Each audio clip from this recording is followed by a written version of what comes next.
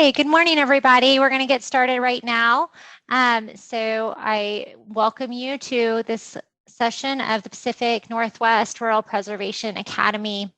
This session today will be focusing on property management and disaster preparation and resilience, thinking about property management and disaster preparation as part of our preservation efforts and how those tap in. I'm really excited. We've got some great guests here today for you to hear from, folks who are working on specifically these issues, thinking about asset management and property management as they relate to the preservation of portfolios and ownership, and then also thinking about how we actively work to prepare for disasters, as we know that those are becoming more regular as we face climate change. So with that, I would like to start this session as we start all of our Preservation Academy sessions with a land acknowledgement.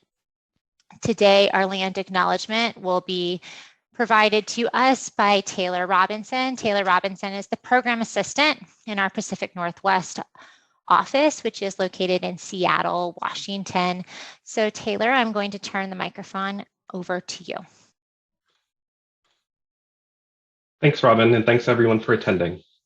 I would like to acknowledge that I'm presenting to you from the unceded, traditional, and ancestral lands of the first inhabitants of Seattle, the territory of the Coast Salish people, and more specifically, the land of the Duwamish tribe, who, to this day, are still fighting for federal recognition. I ask that all in attendance today take a moment to honor with gratitude the land itself and commemorate the Duwamish people, both past and present. Despite generations of ongoing colonization, violence, and broken promises, the Duwamish and Coast Salish continue to persevere, and their ongoing commitment to this land and their heritage contributes not just to the Seattle area, but to the entire state of Washington. I also ask that this acknowledgement assists in creating greater awareness for the Indigenous who have suffered displacement, that as we sit here today, we recognize the atrocities endured, the colonizing experienced, and the inhumane treatment Native groups have long been victims of. My hope is that this acknowledgement begins to chart a path towards greater awareness of Native sovereignty, and that we all work together to take steps towards fostering stronger, equitable, and meaningful relationships through reconciliation with our Indigenous communities. In coming together today, please take time to embrace your connection to one another, along with our connections to the land and spaces that we occupy. Thank you. Thank you, Taylor, and for that encouragement for us to reflect. We make land acknowledgement part of our practice for our work here in the Rural and Native American program team at Enterprise. We feel like it aligns with our mission to make home and community places of pride, power, and belonging, and platforms for resilience and upward mobility for all. And specifically as part of our rural and Native American programming, to really ensure that we are working to help elevate the voices of our Native counterparts and work to make sure that they have just and equal housing opportunity. So with that, that is the mission at Enterprise Community Partners. I am Robin Wolf. I'm the Senior Program Director at Enterprise Community Partners, and I focus on rural housing preservation. And we are so excited as part of our team to present to you the Rural Preservation Academy. This is the Pacific Northwest Academy, and we are in our 7th public session today on focusing on property management and disaster preparation. So excited to have you join us. Have to recognize our partners who make this work possible: Fannie Mae, JP Morgan Chase, Oregon Housing and Community Services, and the Collins Foundation.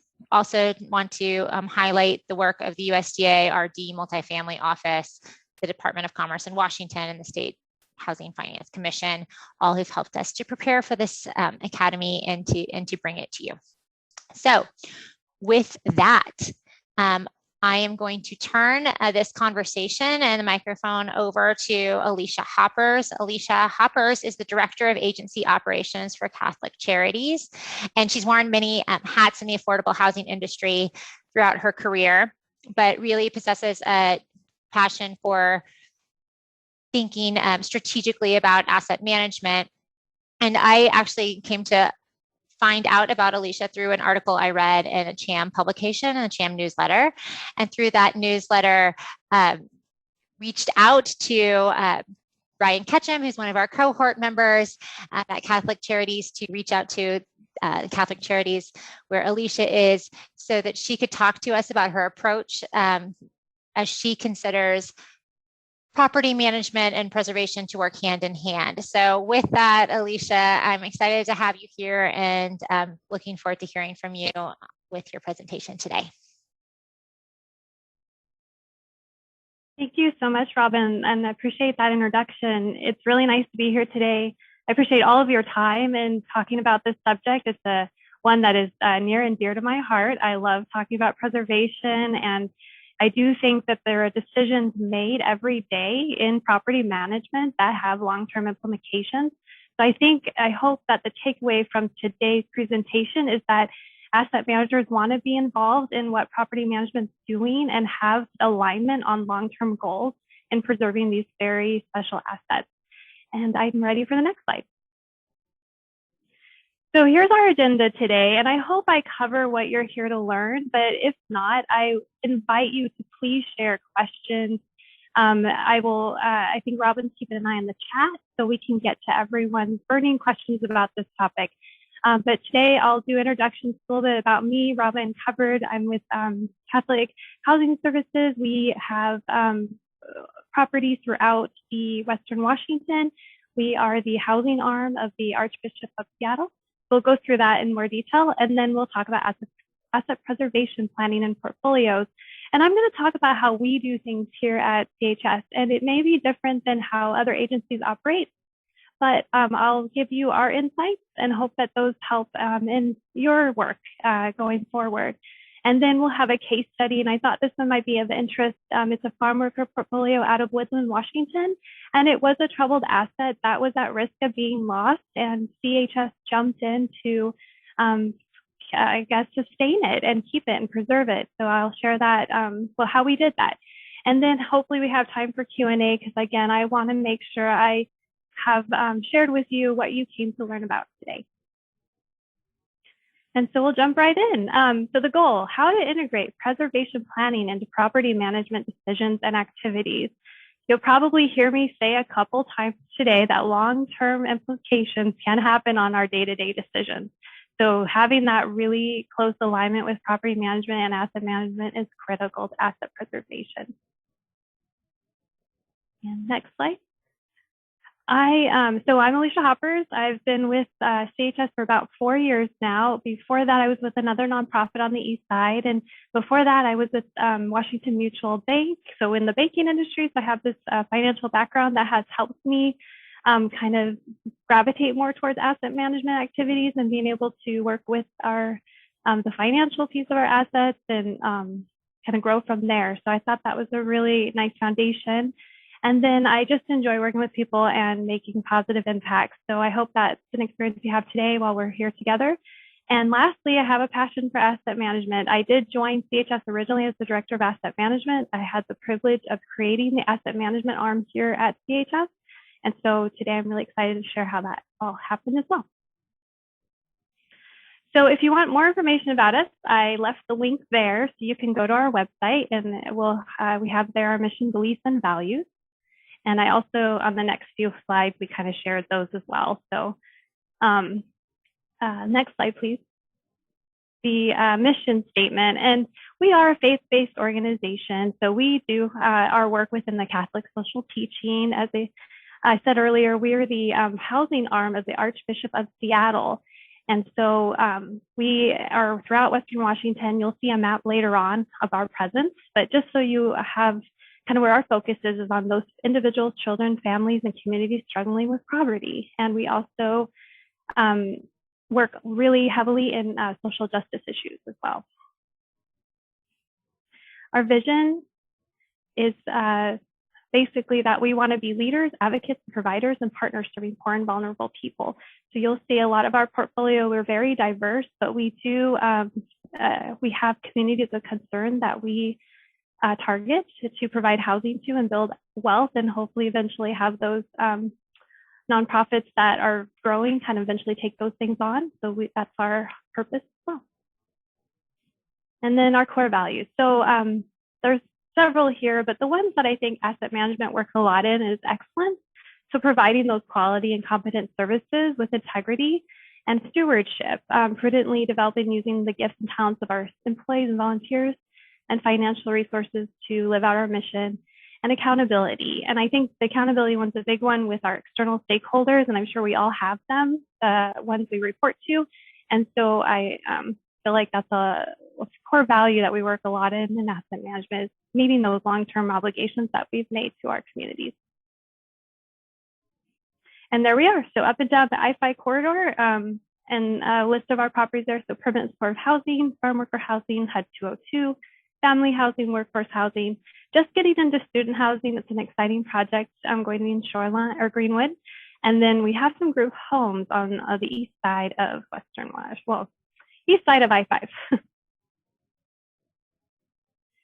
And then I don't know how others are organized, but this is kind of how we organize our business functions. And this came at the onset of asset management being brought into the system. So asset management kind of lived in a lot of different areas of our organization, and it didn't have its own spot. So a lot of players like our finance, our development team, some of our property management team, all had some hand in it. But when we developed the AMR, we kind of created this little diagram to help organize, the various activities involved in what we do. So you could see where there's some really good overlap. And one of the things I highlighted is asset preservation. So while asset management is probably the core, that's their core competency in their area, we have a joint ownership of that. And so that's kind of what this highlights for you. And of course, there's a lot of other activities on here. And if you have a chance, feel free to take a look at it, but we'll just be mainly focused in that joint area of asset preservation. So these are our basic building blocks. And again, just letting you know, yours may be different. So when I came on board, I really wanted to know where are the assets and what are their purpose. So I dove into documents after documents. I had conversations. I went and visited properties, and I just went to learn. And so I collected all of this information, and we eventually created a database to store this all in there, but having that just quick access to what are our assets, who are they here to serve, and are we serving who we said we would? Systems for monitoring. So we had financials, but we didn't have established like what are we measuring here, and without having anything measured, we didn't know really what to address. So we set up areas where we wanted to do better, and that's kind of how we prioritize our KPIs. We think forecasting is really important. So at each budget year, there's a joint meeting, asset management and property management meet together on the budget. And we look at our forecasting, and we see how cash flow is projected for the next 5 years. Some may go out further than that. We've just kind of stuck to 5 years at this point, but it does help to know if there's any cliffs out there that we need to plan for and be ahead of in preserving these assets. And then forecasting on replacement reserves is a big one. Just having those reserves updated each year, even if it's just an internal review of it. We did that internally just to say, hey, are things aging as they should? Or is something coming up faster? Is something coming up sooner? And so we just had those conversations with our AM team at budget time just to say, because the property management has a really good perspective on how things are really going at the property because they're there every day. So I encourage getting that input, particularly at the budget year, just to make sure that no capital items go unaddressed. And then tracking schedule of debt. So just knowing when those terms, maturities, rate, balloon payments, those can be scary sometimes, but when those debt transactions are coming up. So those hopefully are on a schedule somewhere and nothing gets unnoticed, but I thought that was a critical one. And then we have a schedule of like our tax credit projects where there are investors, like when are they exiting? And that just gives us some time on a timeline, to look ahead and think about, okay, we need to make sure we've covered the planning that will need to be happening that year for the investor exit. How is their capital account looking? And so just going through some of those. And last, the regulatory compliance. So just knowing what our regulatory compliance are and that they're stored somewhere and anyone can see them, because visibility on all this is really critical for a lot of our divisions to work really well together. And so I just define the roles this way, and it may be different. We're internally property managers, so I think what we are talking about today could also work with external property management. So if you have a third party that does that work. But basically, I look at property management as managing that day-to-day, making those day-to-day decisions, having the most impact on our resident experience, building that community and quality of life, and working efficiently and effectively to make homes available quickly. I think that's a really big one when we're talking mission-based work, is how quickly are units available to house someone else. And then asset management, I look at as more that long-term strategic planning and risk management. So setting up those benchmarks for performance that need to be on par, for sustainability, and having those reserves measured, knowing that we are funded in case we do have a capital project need. And then lastly, monitoring responding to risk in the portfolio. We had COVID hit last year suddenly, and that was a risk. That was suddenly a threat to our agency. And so having that arm there, also kind of looking and responding to those things is how we've structured ourselves.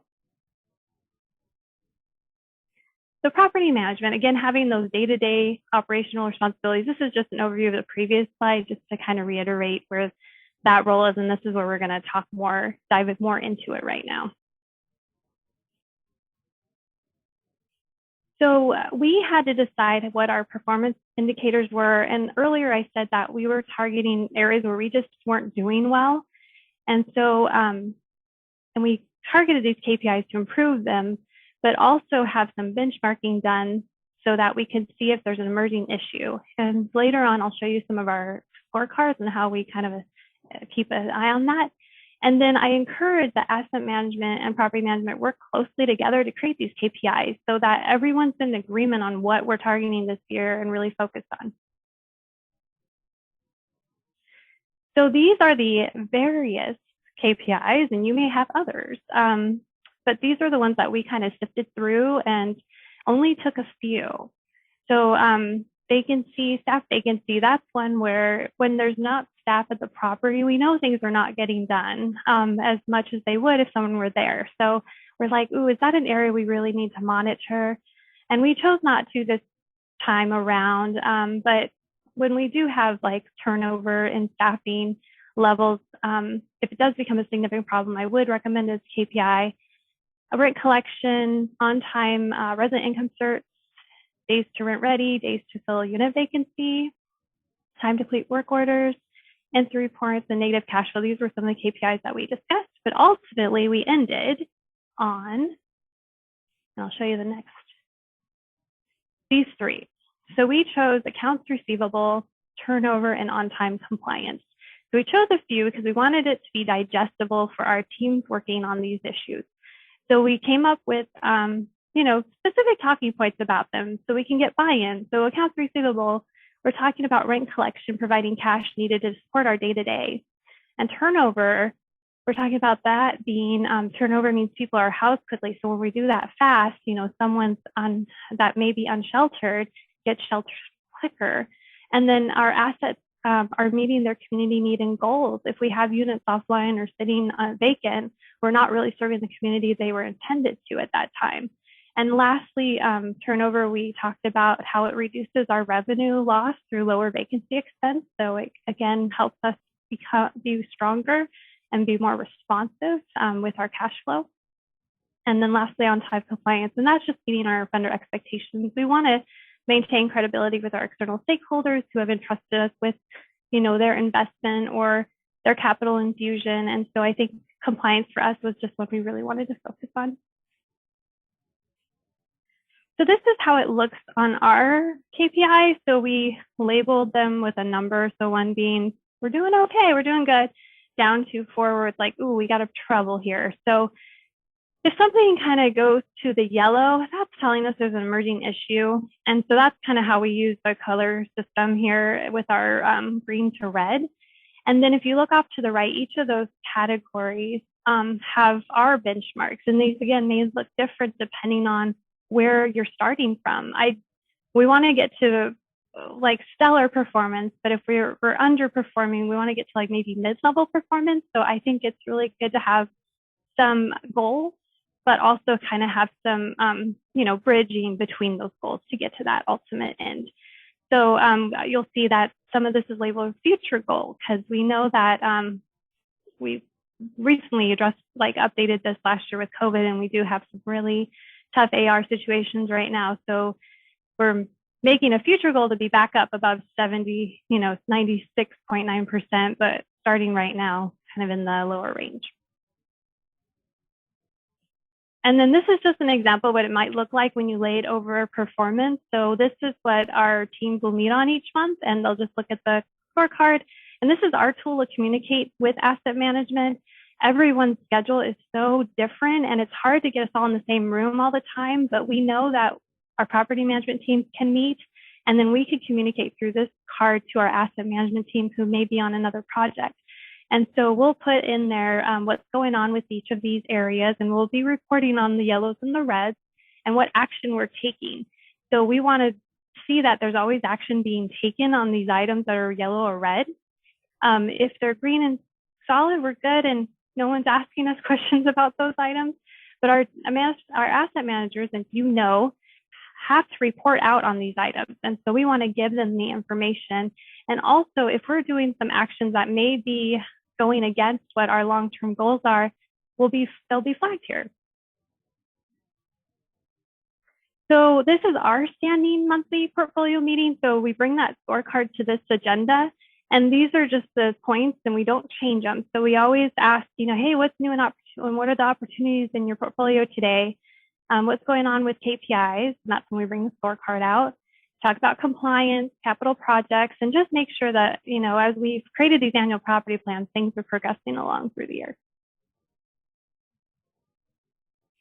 So asset management, this is that. So now we're going to move to asset management. So we just talked about what property management does with tracking these KPIs and performance. So now we're going into asset management roles. That's just our overview of what we had looked at before. So in looking at long-term KPIs, these were some suggestions. So we have a really big portfolio, and we can't necessarily do a deep dive into all of our assets each year. So we set up a biennial review, and these are the areas that we really dive into. So at the biennial review, every debt will be thoroughly reviewed again, just to make sure we deferred any debt, just have we done anything different? So do we need to do anything different? It's just kind of like a little tune-up on the property. And so these are the areas we look at. So housing viability, how are our residents doing financially? We take a really deep dive into that, and how are our set-asides supporting our community demand right now? In our farm worker communities, we were starting to see that residents were no longer qualifying at move-in. They were over income a lot of the time, and that brought to mind, is our set-aside actually agreeing with what the demand is in that area, and that needed to be investigated. So these are just some of our long-term items we would look at.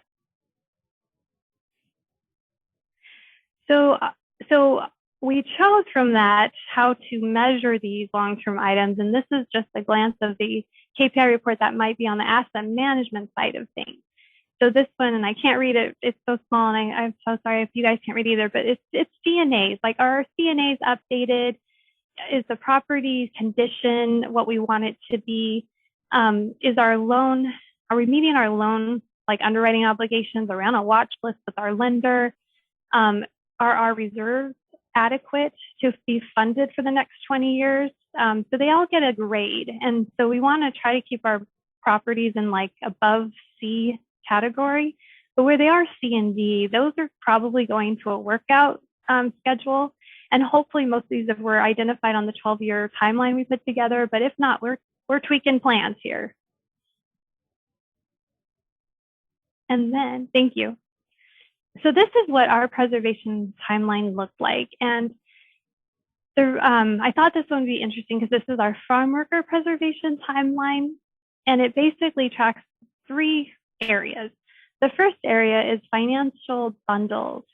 So with the preservation, it's really good to look at for me, similar populations that might be bundled together to create a bigger transaction so we can get larger capital investment. And some properties may not need as much capital as others. So that's why I look at how we could bundle things like that. And then our 15-year exits we track. So this will be planted on a timeline so we can kind of see, over the next 12 years, where are our exits happening, make sure we're planned for those. We have staff available to go through that transaction. And then we look at the 15-year exit, I'm sorry, not the workouts. So the workout restructures, those are kind of established by if there's a loan maturing, if they're not cash flowing well, they've been in the red, as far as our risk rating criteria goes. And so we place those on the timeline. And so some things may have a cliff in 5 years. So we have those on our timeline in 3 years. We have 2 years to plan. Some may just need to come in sooner. So we set this timeline up, but we know that not all plans are perfect. So we may need to be flexible, and we certainly are. So this is what it looks like right now. And but it could change. And so as you're working with your portfolios, if this is something that could be useful for you, it's just like for me, I'm a visual person and I just like to see things laid out. So, and I think this goes a long way with working with funders too, if they can kind of see that you have these long-term plans in place and also prepare them for what you might be coming in to ask for. We also needed to do this because we have new developments. We're constantly trying to get new housing put in place. And so having our timeline to know when we may have multiple asks to the state, or do we need to, keep that development going and we need to find another solution for that issue. So that kind of has helped. This tool here has helped in those conversations with development. So here's how we get to the workout in action. So I've kind of already talked about our process a little bit. So our site teams, we actually have them set up to do monthly reporting. So if there is a variance, they report on those 3 KPIs we agreed upon during the budget year. And then they report on any variance in the expenses or revenue. And that gets sent over to their regional. And then there's a portfolio meeting with the regionals, and we dive into those scorecards and see how things are going. If there's a property that continues to be in the red, and we've tried everything we can as far as what we could do at the property management level, we escalate that up to that watch list group. And that watch list group is there to help us find resources to maybe do some other workout with this property and approve those resources. So having that approval process is really critical in progressing plans. And so for us, we do that through our watch list group.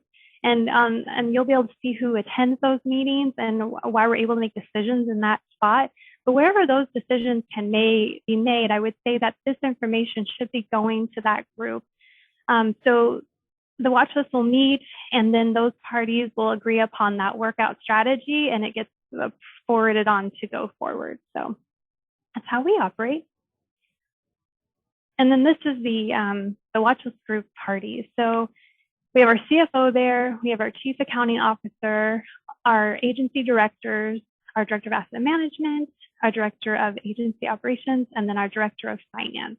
And so those are all the decision makers in our organization that can kind of progress those plans. And so that's why it's critical to have everyone together. So let's talk about Woodland Meadows. This was a property that was a troubled asset. CHS was contacted because we had a presence in the area. So Woodland, Washington, we had 2 other properties there. And then just north of that, we had one in Kelso. And so we looked at this, and kind of the areas that we chose to assess is this, first off, is this a portfolio fit for us? Does the location make sense? Does the population served there make sense for us? And in looking at it, it was a farm worker community. The other 2 properties in the area were farm worker communities. So that kind of checked the box there. So it was a portfolio fit.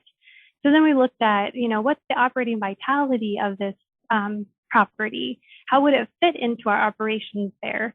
And what we saw is that we could kind of coordinate our staff to cover more with so get more efficiency on the staffing levels there.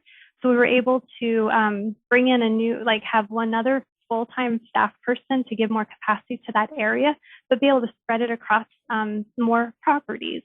And so that was an efficiency that we were able to identify. And other efficiencies we would be looking at in kind of vetting this acquisition. Is there anything on the energy conservation we could be doing to reduce some of the utilities? In Woodland's case, we did make some changes there. We also discovered that they were paying property taxes because they didn't have a nonprofit owner. And so the property had been paying property taxes. And so we were able to apply with the state to get a property tax exemption. And so that was a huge benefit to the property as well. And then this had not been funded, and maybe I should talk about that when we get to funding, but that was one of the efficiencies, was being able to help our cash flow by reducing the tax, real estate taxes. And then we also found that our insurance was more economic. So we were able to reduce savings there. We converted a manager's unit to a rent revenue generating unit. So we regained some things there. And then as far as property condition goes, this is where we want to be really big on our ass just to make sure we don't miss anything. So we had a thorough CNA done on the property. We were in attics. We were in crawl spaces. We went into units and just kind of took inventory of what we needed to do there. And what was nice about Woodland Meadows as well is the actual age of the building was very similar to what our age of the buildings were in the area. So we kind of were familiar with the design of the building. We were familiar with what the systems were in there because they were very similar to what was built when we had La Casa San Juan Diego built. And so that was kind of an advantage too in taking on this property. But we put together that list because we knew that we had to go for capital funding in order for us to really do this and bring the property back up to a stabilized state. So then once we got all that together, this is where we made the funders ask. So we looked at the set-asides and we knew what the experience was with farm workers in the area. And so we did increase our set-asides and we were able to do that. We also found out that the state, Washington Department of Commerce, wasn't a funder in this. And so this would bring Farmworker Housing into their portfolio. So that was able to kind of leverage some of that capital in that way. And then we asked for reserves. So we were able to keep the reserves that were there from the owner that was selling. And so that was good. And then we just made those asks for more reserves just so that the property, we were taking care of that, that year zero immediate need, but just making sure we had adequate reserves, knowing that, this project may not have a capital infusion again for a long time. And so we wanted to make sure that things were covered. So it doesn't hurt to ask. Whether or not it all gets funded, it's another story, but it's good to be thorough.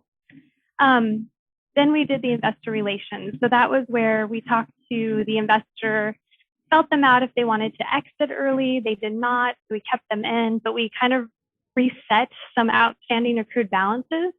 So that the property had not cash flowed. So it had built up a payable to its investor. And so we had negotiated just to kind of forgive that debt so that we could start from a better baseline, especially that we were trying to stabilize operations. And that was an agreeable and positive outcome for that property. We looked at the debt structure. The lender there was high interest rate. We did ask for lower, but that one was not granted. So we kept the debt as it is. Matures soon, so we'll be able to refinance it soon. But that was when it doesn't, go for it. Ask what you can. Is there room for flexibility on that interest rate when you take on a property that's in trouble? Regulatory compliance. We wanted to make sure that we understood what the regulatory compliance on the property was.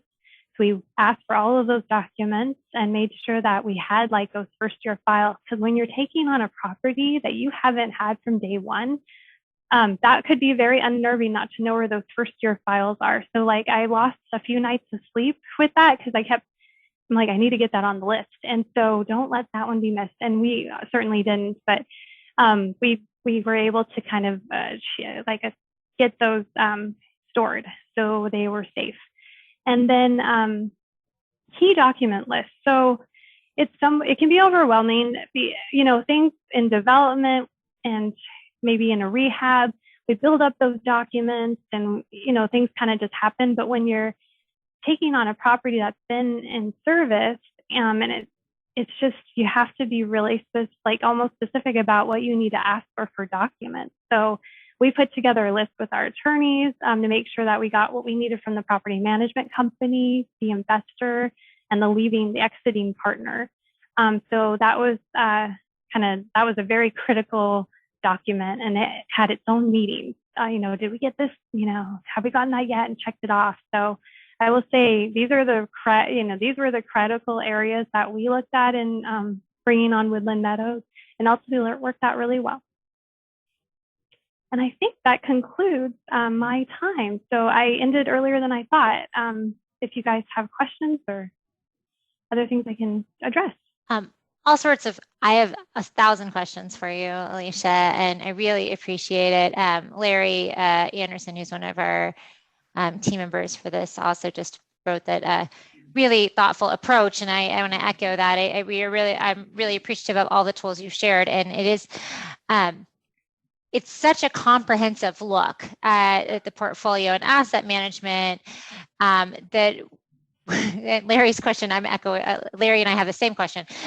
What activities take up most of your asset management time? And then my second question, my follow-up question to that is, what is the size of the asset management staff in-house? So those are we'll start there. No, that's great. So on the onset of this, dashboards took up a lot of time, figuring out what people wanted to see and how they wanted to measure performance. And that was because we have different viewers, users of the information. So what are kind of down, up to our board level, what they wanted to see. So there was so much time spent just trying to build that scorecard. And there's lots of earlier versions of it that I wanted to save you the time of that and just say, these just work. They just wanted to see where are we going red? And that's what we agreed upon. So that was a lot of time. Right now, we're spending a lot of time on facility stuff. So we're doing a lot of capital planning in our budgeting, and that's taking up a lot of asset management time. And they work there's a lot of time in development. And so when we're doing an underwriting on a new property, they're heavily involved in looking at those operating performance, reading the partnership agreements, making sure they understand the waterfall.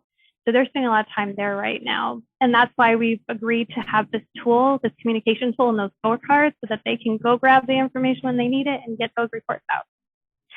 For the size of our asset management team, we are just currently hiring facilities directors. So they're going to kind of relieve the capacity there for facilities, maintaining those capital projects.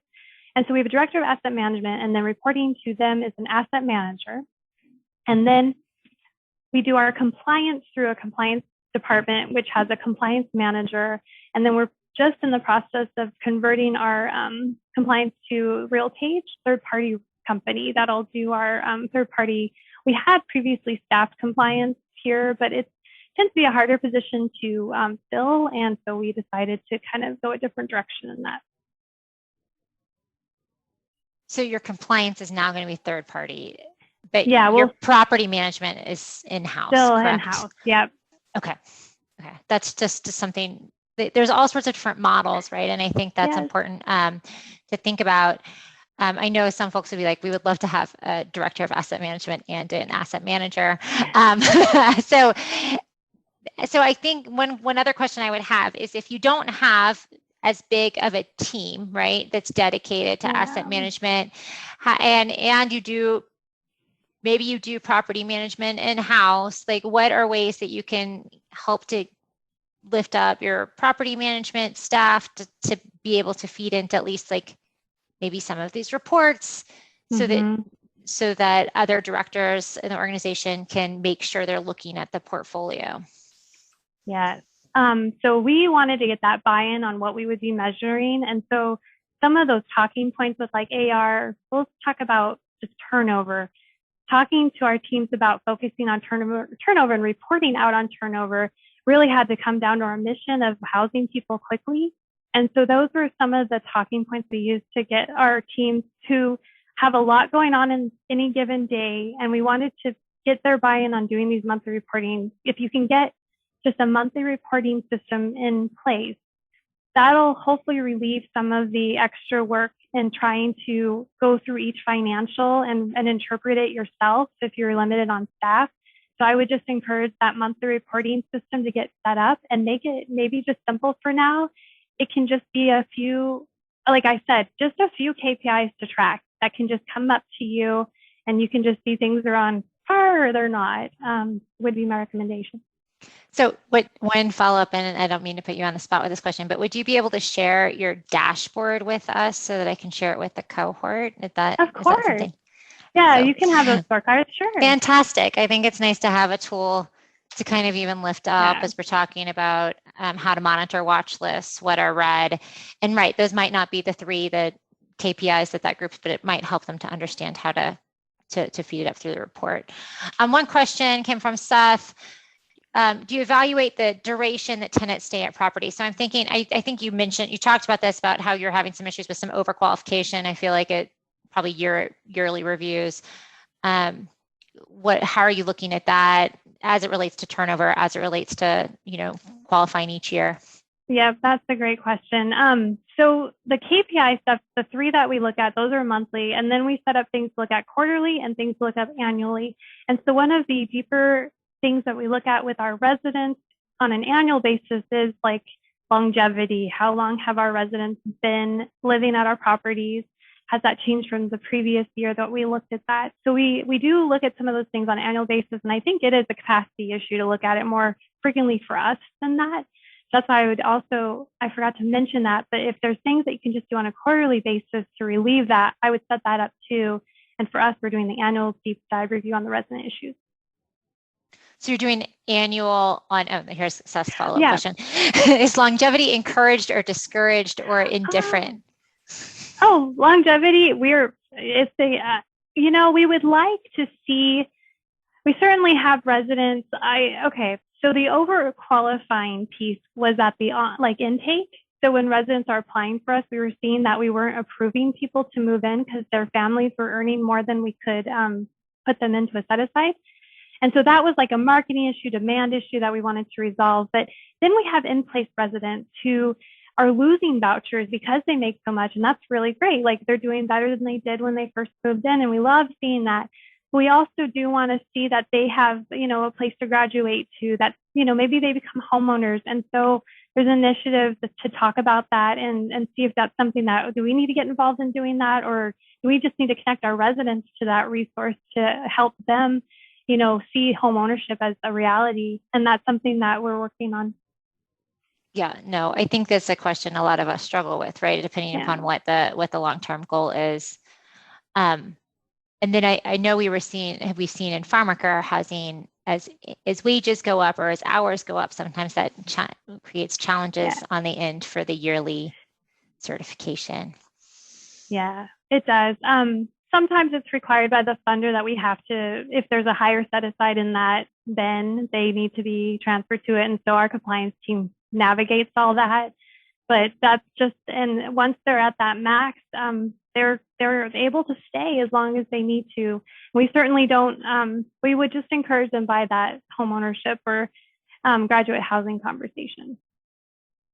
Got it. And it looks like we're all good with that question. I had another question about, well, for one thing, I think it's fun or interesting that you say it's a watch list party, and how that happens.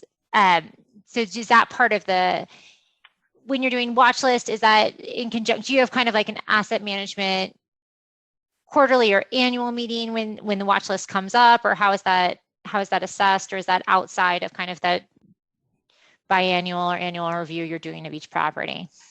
So the watch list meets monthly, and so we have prioritized the watch list, and it's because we have a lot of work to do, and we just need those rapid responses on threats and troubled properties. So the watch list right now is set up to meet monthly, but I think a quarterly watch list would be adequate if it wasn't in a rapid response situation. Right. And unfortunately, a lot of stuff last Yeah, year we're was all a rapid rapid response. responder, so.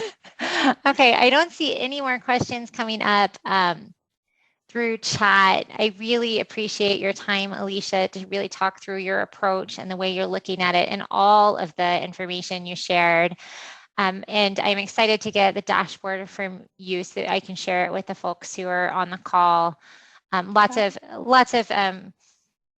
love being sent out and appreciation for sharing this with us and for the thoughtfulness in your approach. I think that often, especially with smaller staffs, as we work, in rural and remote places, that we sort of smush property management and asset management together as one category, and it's important for us to consider how we can at least make sure that all the jobs are being met. So that Venn diagram was really interesting to look at too, is like, where are the overlaps? Because there are many, and how can we, the things that don't overlap, where else do those need to go? So everyone will get a copy of the PowerPoint presentation as well. So if there's other questions, I will make sure to help get you in contact with Alicia if you have questions about her tools or her analysis of that. And I'm really looking forward to kind of sharing those dashboards. I think they're really important to look at KPIs and considering what the key performance indicators are. Often I think words get thrown around, or even acronyms get thrown around like KPIs, but on the ground, our property management team might not know what they're supposed to really be focusing on, or why. And so I really appreciate you thinking through as your team what you wanted to bring up on that report card. So then your property management team can really understand what their focus is. And I know that that can be a challenge. I've been in leadership roles where I think sometimes it's a failure of leadership to adequately communicate to that team what they really want. Yes, we wanted to be really clear about it. Thank you, Robin. Yes. So thank you for that. I'll let you get back to your day. I appreciate your time. And I'm excited to be able to share some more of your tools with the folks on the call and with those in our cohort. So thanks. All right. Thanks, everyone. Have a great cohort. Okay, so we are going to shift a little bit from direct property management and asset management into the realm of disaster preparation, which is something that factors really readily into property management and asset management work. So with that, I am going to bring up some new slides.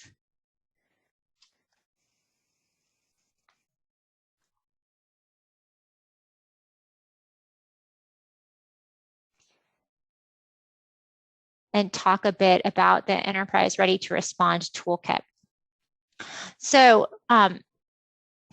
we all kind of know why we should be ready to respond, but there's the top 5 reasons that we have thought through at Enterprise about how we think about response, reducing risk to the assets of the buildings, and reducing replacement costs, reducing the risks to our residents, their health and safety, particularly vulnerable residents like seniors or disabled, ensuring the continuity of business during the emergency, and instituting protocols to track our expenses. This becomes really interesting as we think about the fact that the power's out and we can't get online. How do we think about business continuity, and what should we think about? I know that y'all are faced with some of these issues last year, and I think that we all need to be prepared to be continually faced with some of these concerns.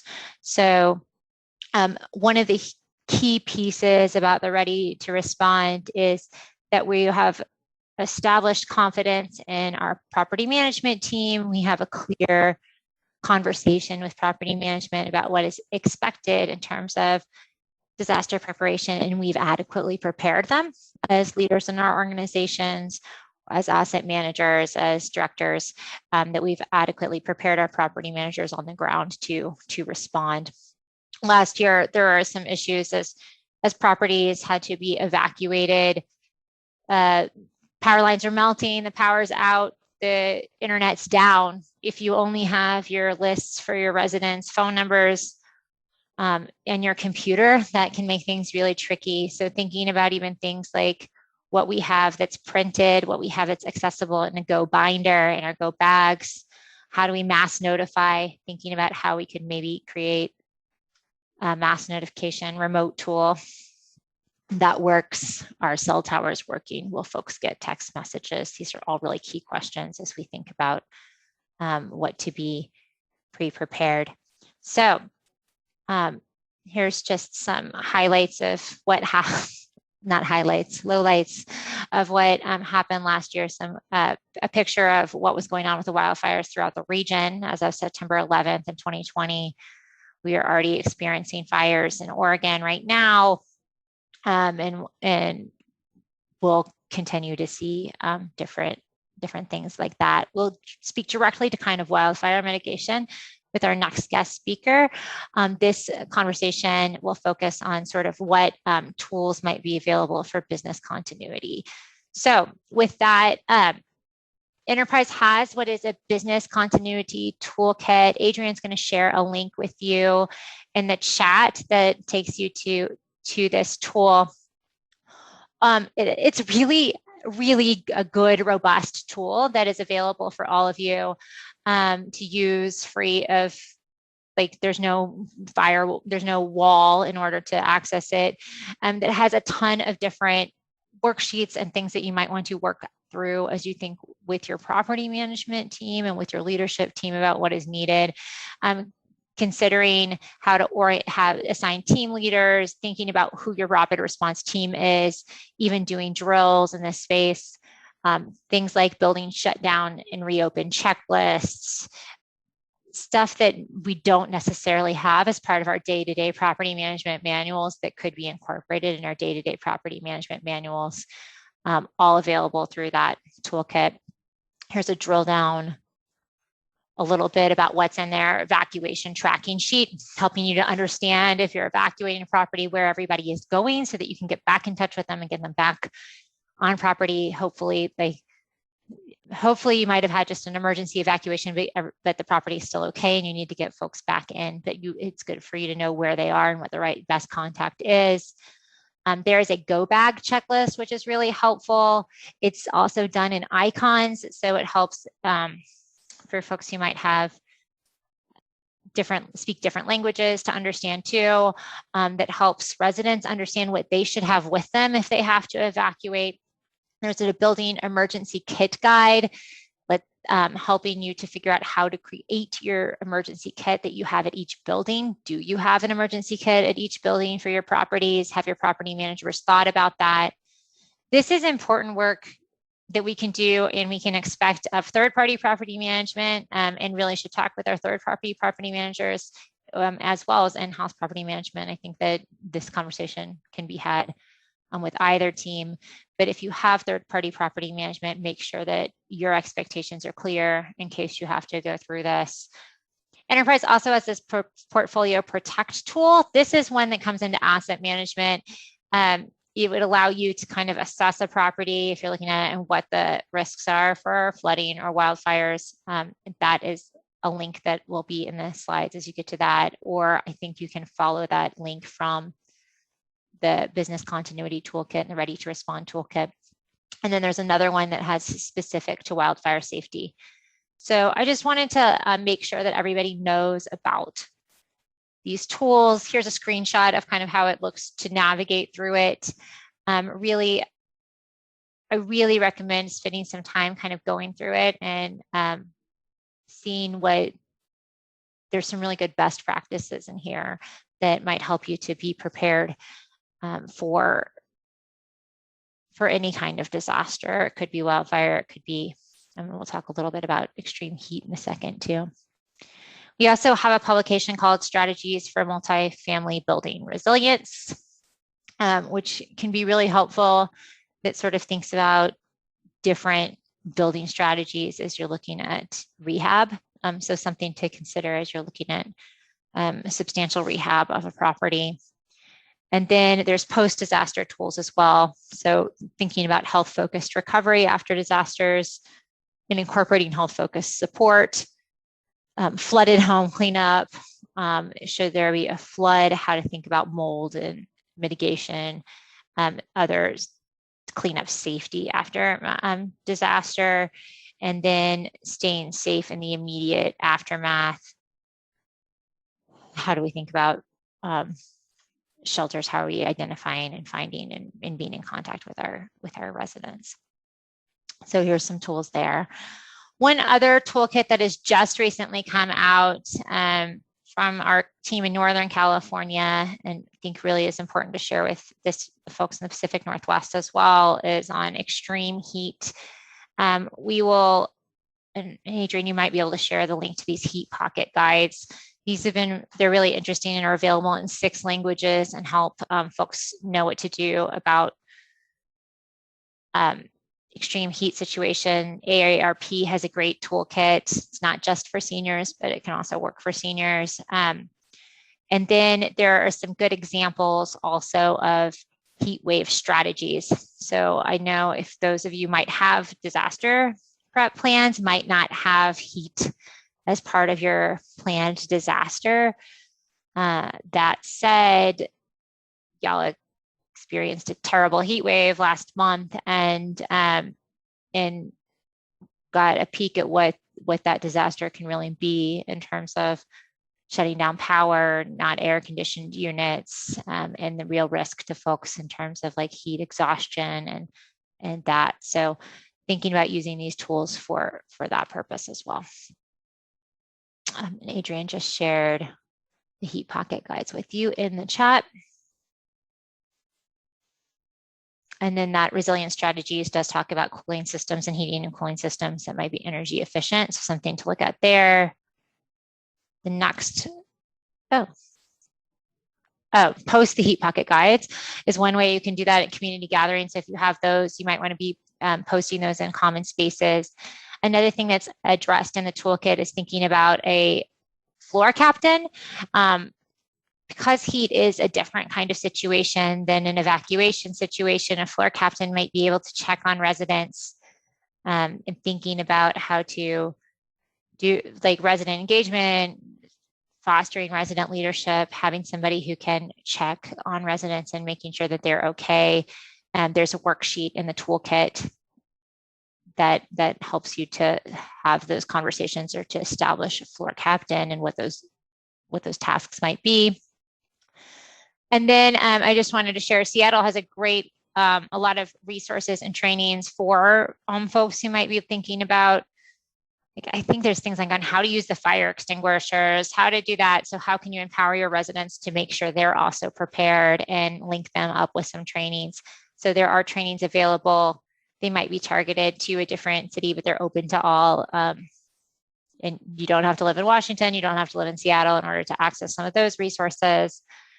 And then there is some really, I think, important things as we think about heat, and we work with farm workers about workers' rights and report violations. So the next slide will get a little bit to that. What we can do as we support our residents to inform our outdoor workers about their rights, think about helping them if they need to contact OSHA or contacting OSHA proactively from the property management or resident engagement standpoint. And just calling out again that both Washington and Oregon passed some emergency rules that provide farm workers and others who work outdoors more protection, including they need to have shade or an adequate cooler space. They need to have a paid rest period every 2 hours, and they have to have access to cool water. These things sound really basic.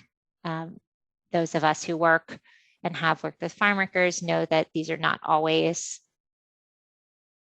commonly done, and that also often we have to make sure we're empowering our residents to be able to speak up or to help them speak up or to elevate their voices, because it is just really a historically marginalized population, and often folks can be really taken advantage of.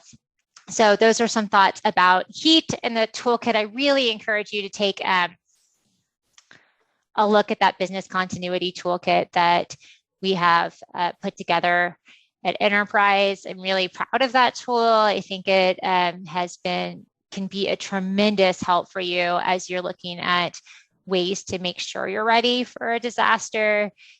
And so let me know if you have any questions or have any difficulty accessing that. And with that, Connor, we're actually going to head on over and talk to you. Connor McDonald is joining us from OHCS, where he is the housing integrator in the public affairs division at the Oregon Housing and Community Services. He's got a background in housing and homelessness policy and within government and in the nonprofit industry, and is coming here to talk to us today about the wildfire recovery. So directly from disaster preparation to what's happening in the post and current kind of wildfire climate in the state of Oregon, and talk about what programs are offered through OHCS and how those are rolling out. So Connor, with that, I'm going to turn the mic over to you. Thank you for joining us today. Great. Thank you so much, Robin. And good morning, everybody. I'm really happy to be here to present to you on OHCS's 2020 wildfire recovery work for this Rural Rental Preservation Academy. So it sounds like a really exciting academy that you all are participating in. And I'm just going to basically give a little bit of background information on sort of the state and federal agency roles, and have a bunch of other materials as well for you today. So I'm just going to get going and get started. So the next slide, please. But yeah, just a little bit of like the framework for both response and recovery. So as you'll see on the slide, a little bit of information about what the Oregon Department of Human Services, their role, the role of Oregon Housing Community Services, where I work, related to intermediate housing, long-term housing, and then coordinating with the local community action agencies. And then also the role of FEMA and the Office of Emergency Management. So really, ODHS, which is the Department of Human Services, is responsible for Emergency Support Function 6. Which is to monitor and coordinate state support for the efforts of local and tribal governments and non-governmental organizations to address the mass care needs of people impacted by the disaster. So that's really what happens right after, right when a disaster is happening. People that are losing their homes are going to need immediate shelter. There also needs to be food accessible. And so really that's done in tandem with the Red Cross and FEMA. And so that's really kind of a primary on the ground role that happens right away. Whereas Oregon Housing's role is really more on the intermediate and long-term housing options for folks. So during this last 2020 wildfires, with COVID, it made it extremely complicated as well. Being that there was all the social distancing requirements. And so a lot of folks got access immediately to hotels and motels. So there had to be a lot of work to set up contracts with hotels across the state to get people in as quickly as possible, because in prior years, really the role would be to have people in a congregate setting, and that just wasn't possible. So it did make things. We never had fires of this scale across the state happen all at the same time. And then was especially complicated because of the COVID and the need to have people sort of in locations scattered across the state. So that's just a little bit of context for you all. So a little bit about like State Recovery Function 5. So this is the pre and post disaster housing issues. And so one thing that our agency had to really quickly do was convene a Oregon Disaster Housing Task Force. So that group got stood up very quickly, and all the materials from those meetings are now on or not now on our website, but have been on our website. And there's lots of documents there that I recommend that if you'd like, you can go to that particular place. And that's really a state agency task force, but we also did have local engagement as well. So we did have folks participating from housing authorities and other housing providers who either have a statewide look at things or in particular like communities such as Jackson County or Marion County or in Lincoln County where the fires were particularly acute. And so really at first the task force was a critical information sharing platform. And then really it shifted towards developing the disaster housing recovery action plan.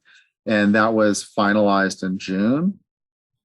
I'll go into some of the basic elements of the disaster housing recovery action plan, which is what we call the DHRAP.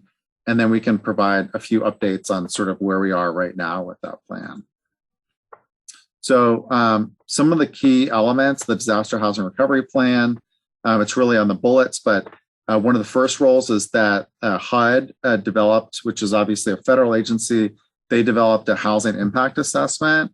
And that housing impact assessment helps guide future decisions and provides a baseline for federal grants, such as community development block grant funding. Also in the housing disaster task force, there's just different actions that that can be taken essentially. So let me get into a little bit of some of the goals as well. So the first goal is to create intermediate housing solutions. So this is to provide short-term living solutions for wildfire survivors to meet their basic needs with focus on support and services. And then the second is to bolster local capacity. And the third is to expedite delivery of permanent housing solutions. The fourth is to build community and family resilience. The next slide. So this is just a little bit of information on the housing impact assessment.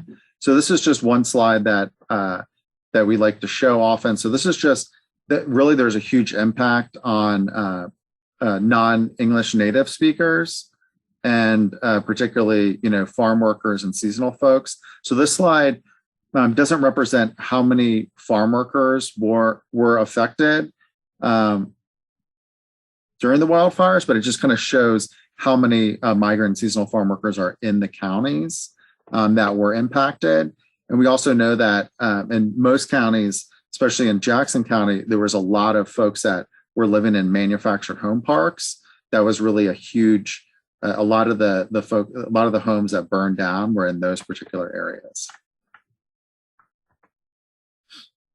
So really just huge impact on the agricultural workers in Southern Oregon and the critical importance of addressing wildfire survivors. And as you can imagine, a lot of folks may not qualify for direct FEMA payments if they if they're not a citizen of the country.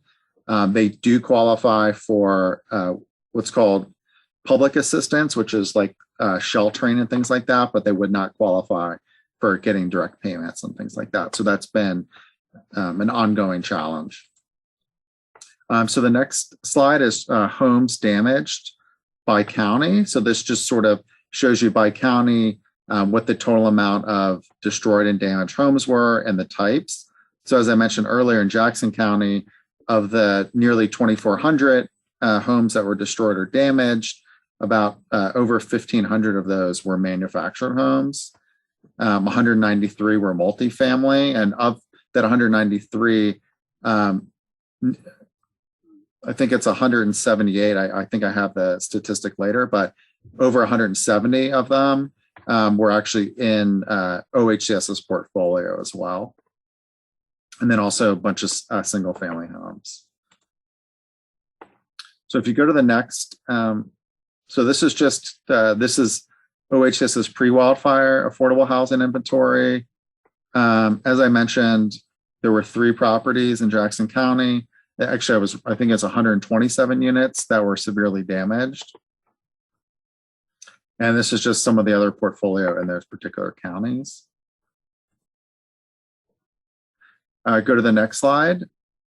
So this is just to show you all, we still, this is from late July, but as you see, there's in Jackson County in particular, there's over 650 people that are still living in hotels that are being sheltered through ODHS with funding support from FEMA.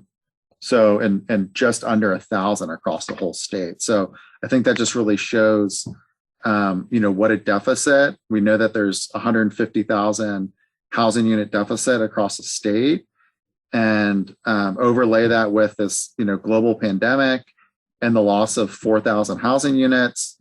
And unfortunately, we still have lots of folks that are still living in hotels. There are efforts, that have been underway, that are still ongoing to help rehouse these people.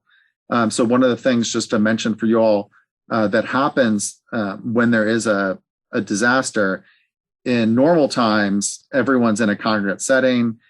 Local agencies, state agencies, federal government basically have a long table where survivors come through the line and they get access to resources, they get information, and they have folks that can help them there. We had to do that in a virtual environment, and that's still ongoing. So there's disaster housing or disaster case managers that are funded through FEMA and DHS is supporting that. Many of those disaster case managers are DHS employees. Some of them are also with local community-based organizations, but they're actively helping people search for housing and help people kind of get prepared, filling out housing applications, working with landlords and things like that. And we've done trainings for those folks to help them, as you all know, that can be really complicated. So next slide. So this is sort of more some of the policy things. So just some of the other things that OHCS did right after the wildfires is, so the Affordable Rental Housing Division, which I think Angela is on the line, which she's part of, they provided temporary relief to survivors seeking housing by allowing LIHTC building owners to request a waiver to rent to over-income households. As well, within weeks, we made the call to encourage existing developments and those also that are in our pipeline to establish a preference for wildfire survivors. And then also just coordinating with existing properties as well. So we've been reaching out to through various rental associations across the state, just working with them when there's available units. They give us that information, and that information gets directly into the hands of disaster case managers and other folks that are helping survivors, as well as get that information in the hands of survivors. And I think there's been some success with that, but as you can see, there's still a lot of people that are still living in hotels to this day. Some other things that are in the works is Access, which is the community action agency in Southern Oregon. They're putting together a Center for Community Resilience, which will really help with doing that direct work with survivors. So if someone was a homeowner or they're a renter, to really help them figure out what resources and get them access to resources that may be available. There are also resources through our Housing Stabilization Division that we got through the Emergency Board. They're also made available to pay for rent, pay for deposits for wildfire survivors, and also go into a few other things that happen as well. So the next slide, please. So we're operating the Oregon Emergency Rental Assistance Program, which is a federal program that's called the Emergency Rental Assistance Program. And we also have a prioritization for wildfire survivors. Also, we changed the qualified allocation plan, which, being that you all are learning about housing preservation, and I'm assuming are all on the housing development side, you're all probably very aware of what the QAP is. But we did also establish a point preference for disaster impacted zones as well. And then for some of our state bond funding program, the LIFT program, projects in wildfire disaster areas also received additional points. And we did have 2 projects, I guess 3 in total. One project that is in Southern Oregon and Talent, and then 2 projects in Marion County that are both in the Canyon area where the fires happened. And there'll be a total of 198 homes developed there. And then within the LIHTC 9% NOFA, there were 123 total homes funded in the most recent NOFA. And then in addition to the LIFT program and LIHTC, we're also making we're giving preference for the next 3 years and other NOFAs as well. So that's just something to keep in mind. We're also going to get additional allocation of disaster credits in 2021. So be on the lookout for that as well. Next slide. As I mentioned earlier, the developing intermediate housing supply for FEMA ineligible survivors. So just a few things to also mention. So the Talent Gateway project, there's a really great video about that particular project, but essentially what it is the city of Talent, which is in Southern Oregon, had an existing site. The Urban Renewal District had a site that they were going to be developing affordable housing on. But in the meantime, there was really a great need to serve households, many of which are undocumented and didn't have children, and those children were not able to access school in the particular area. So what we've done is OHCS is funding a little bit under $2 million to help purchase RVs and help get that site set up so that families in the upcoming school district can be settled, and it's a really great partnership. So that's one particular project that we're funding that we're really excited about. And then also Project Turnkey, which the Oregon Community Foundation got resources from the Oregon legislature to also purchase hotels across the state, both hotels for people experiencing homelessness and then wildfire survivors. So of that $65 million, I believe $30 million was made available for in counties that were wildfire affected. So that's been a really innovative model. You all may have heard of projects happening kind of across the country with, you had a lot of hotels that were vacant, that were trying to scrap by to stay solvent. And then you also had lots of people experiencing homelessness and people with housing instability that needed a safe place to live. And so that was been a good natural match over the last year. So I believe over 900 units of hotels have been purchased for sheltering, and renovations were made. Some of those units will be converted into housing. Some of them, in the future will have additional units, and will probably come to our agency for additional resources as well. And then we're also, looking at other ways to procure RVs and modular homes. And so the last slide, please. So also the Oregon legislature allocated $150 million in new resources to implement the Oregon Disaster Housing Recovery Action Plan. So 100 million of that is in housing development for infrastructure rebuilding, construction. And then a portion of that will be used more for like soft costs for survivors. So to assist with down payments, loans, rental assistance, and things like that.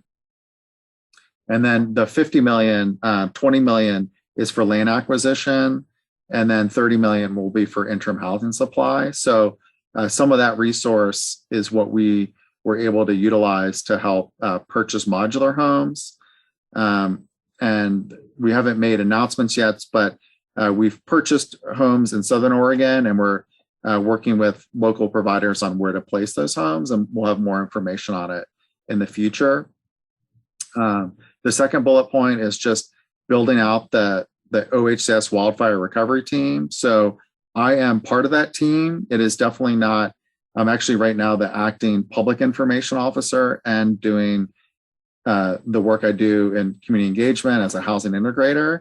But we are actually right now staffing up and building a wildfire recovery emergency management team. So we're hiring a manager right now, and there'll be 2 additional staff to be part of that. And it'll be a hybrid model where the different divisions within OHCS will have staff that are liaisons to the recovery team, but there will be folks that will be really focused on wildfire recovery and emergency management in the future. So that's one lesson that I think that we've learned is that it's really important to have that. And as you know, this year we're having a lot of wildfires as well. And with climate change, it's anticipated that will continue to be an issue. One other thing is just federal advocacy is needed. We do not yet have an allocation of community development block grant funding for disaster recovery. And so just a little bit of background on that is that in response to presidentially declared disasters, Congress can appropriate that resource, which comes through HUD, to rebuild affected areas and provide crucial funds to support long-term recovery. CDBG DR funding helps cities, counties, and states recover from disasters, support permanent housing, rehab, reconstruction, infrastructure repair, and economic revitalization. And it really has an emphasis on assisting low-income households. And this is, without this funding, Oregon's most vulnerable communities and neighbors face really an unequitable recovery, as they do not have access to some of the private resources to help them. So this is an ongoing effort with other state agencies, the governor's office, and we're working with our delegation, but just wanted to make sure that you all were aware too, that we're continuing to advocate it. And we're hopeful that we'll get, there's a lot more resources needed, and we're hopeful that we'll get those. So that is the end of my presentation. Sorry if I went over a little bit. I'm happy to take any questions. No, you didn't go over it all, Connor. It was great. Yes, like Connor said, we'd like to welcome you to submit questions. You can do it through chat or through the Q&A. But I will ask a question just as you left off the CDBG DR. What needs to be done? You know, what could folks in Oregon do to help advocate for that CDBG DR? I have a hard time with all 6 of those letters in order. The allocation to be made. You know, who do we need to talk to try to encourage that allocation or designation to be made so that we can have access to those dollars? Yeah. So my understanding of the process is that allocations aren't made like on a state by state basis, or they do make an allocation, like a cutout for wherever the disaster happened, but it's done kind of across the country. So the payments get made to all the places where there's a presidentially declared disaster.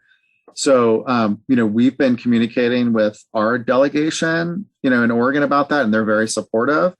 But it's really ultimately up to a lot of other folks, you know, in other states to help make that allocation. So I think, you know, if you're interested, reaching out to your own elected officials in your given area, probably, and just making them aware of this is probably one way that you all could be helpful. That's great. Whether that's your local officials or your federal delegation in your particular area, that would be a good place to start. Okay, definitely. Any questions? I don't see any raised hands. I just want to say, I thank you for your presentation on that today, Connor. And I will say that it was really great to see Oregon Housing and Community Services, OHCS, come up with some projects really quickly. I think it was really helpful that Project Turnkey was kind of in the works, and was a good kind of ready fit for this. That I know that working with CDBG DR in the past, that often what can be the challenge is when you have to wait until that allocation's made and you don't actually get into the to rehousing until 2 years down the road, you've lost a lot of folks who've been displaced. So just I want to commend OHCS on acting quickly to try to at least keep folks who've been displaced and finding ways for them to stay in communities in places like Talent in Southern Oregon. So just thank you for that. Thank you for letting us know more about how that works.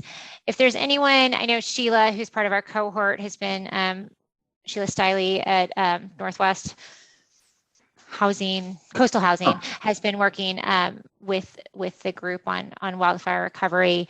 But if there's any other folks who are part of the cohort or interested in, who've been part of the academy, who are interested, I'll make sure that they can get in touch with you, Connor. Is that the right person? So really probably the best person is Kim Travis, but she's not available this week. So I was filling in with her. So she's the She's the interim disaster housing recovery. Fantastic. We'll send out Kim's information when we send out the information from this PowerPoint. I did see, so really happy to have you as part of this conversation. I'm really glad we're able to talk about, I have to rephrase it. I'm not glad we're talking about disaster preparation as part of our property management, but I think it's really important that we start thinking about how we prepare for disasters and what our plans are going to be for recovering. And it's good to see that at the state level too, you're thinking about how long-term you have positions within the state to make sure that you have places in recovery, so to deal with that effort. We are going to get to wrap early today, which is kind of amazing, and that's always, I think, welcome for those of y'all who are able to attend. I really appreciate everybody's time and attendance.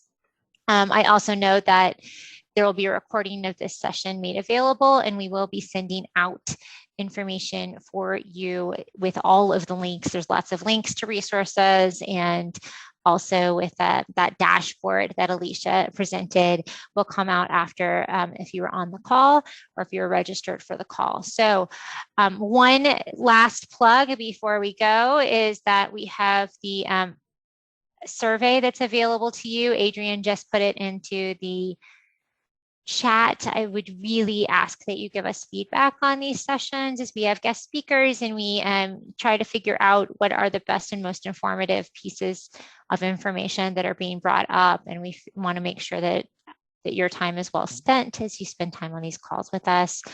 So please take some time or take some of this 30 minutes that you had allocated to listen in to take that survey. It'll take you 90 seconds, I bet. That said, our next session will be in 2 weeks. It will be focused on community engagement. It is going to be a great session. We have cohort members, Farmworker Housing Development Corp out of Oregon is going to talk about their Promotoras program, which is incredible resident engagement strategy. Brian Ketchum and members of his team are going to talk about their resident education and youth education programs that they offer on site. So we'll be able to learn a lot about that. So I really invite you to bring your resident services teams members into the call or let them know about the call and have them participate and learn more about how those programs are done.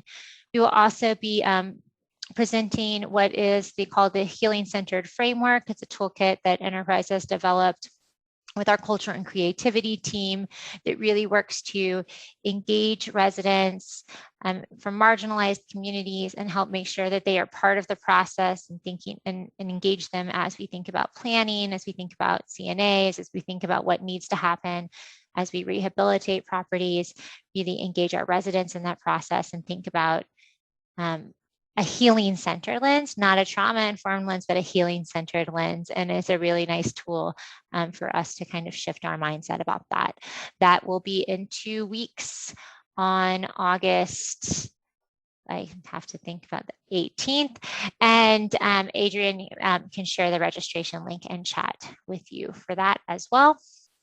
And with that, we will wrap early. So have a great rest of your day, rest of your week, and we will see you in a couple weeks. Thank you.